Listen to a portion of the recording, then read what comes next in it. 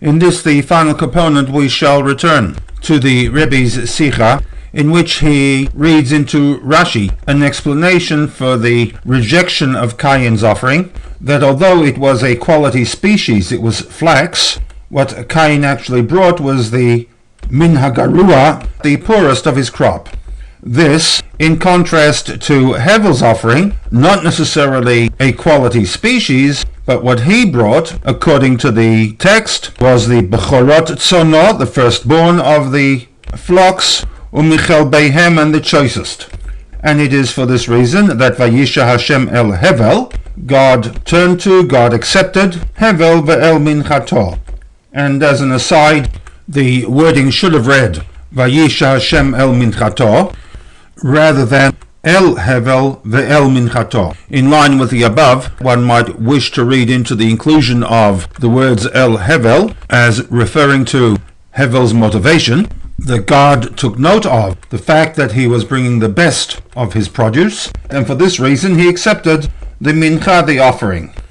We also noted that this understanding of the incident of Cain and Hevel carries into the world of halacha with respect to the options one has in the bringing of a korban, in which one is required to offer kol chelev laHashem. This would be understood to be the best of the produce, not necessarily the best species available.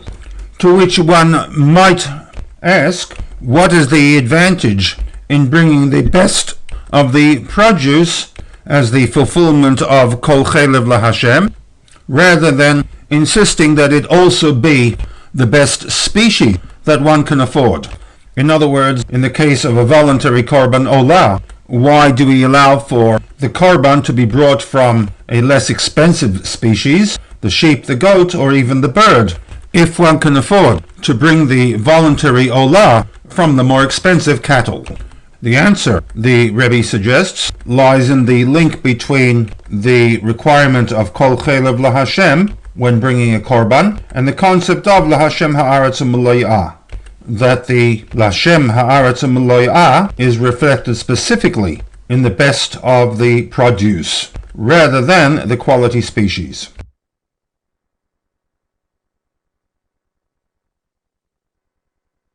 While in an ideal world where wealth abounds, one might argue that one should be expected to bring the best of one's produce from a quality species.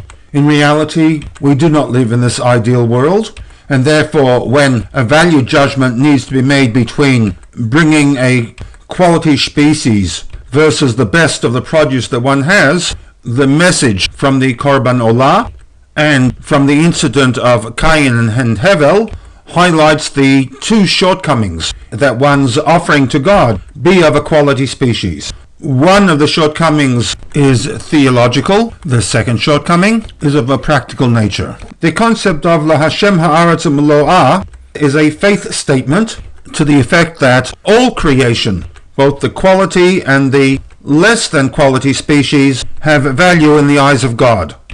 While non-voluntary korbanot have a specific purpose, and for this reason only specific animals may be brought to fulfill that purpose, when it comes to the voluntary korban olah, we are given four options. The quality species is an animal from the herds, fully grown. There is also an option from the flocks, either the sheep or the goats, and even one can bring a voluntary korban olah from the lowly pigeons and doves. If the kol chelev laHashem was to be restricted to the quality species, in other words from the herds, then in effect the body language would suggest that anything other than from the herds cannot be included in the laHashem ha'aretz u'meloah, evidenced by the fact that they cannot be brought as a voluntary korban olah. More importantly is the practical flow-on, because if we are to demand that the fulfillment of a kol chelev laHashem can be accomplished only through a quality species, then in effect the Torah is saying that although one can technically bring a less expensive offering, that offering does not really fulfill the kol chelev laHashem aspect. Put differently, it is only the wealthy who can fulfill the letter of the law that kol chelev laHashem. This is one that is an anathema to Judaic practice.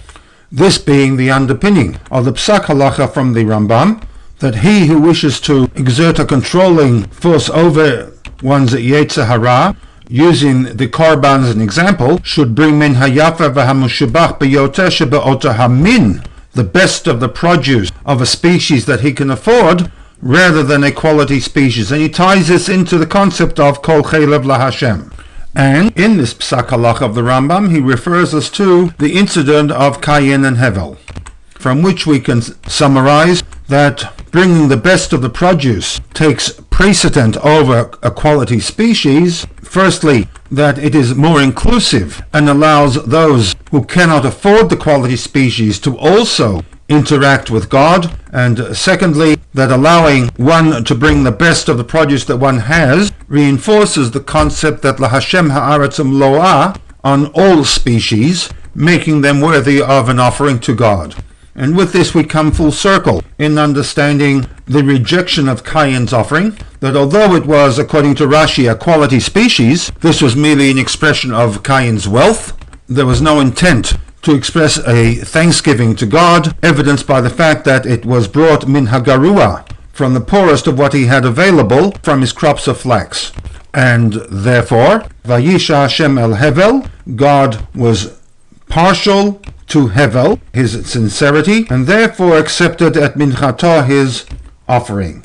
And with this we will bring to a close part 3 of one of the Sichot of the Lubavitcher Rebbe to Parshat Bereshit.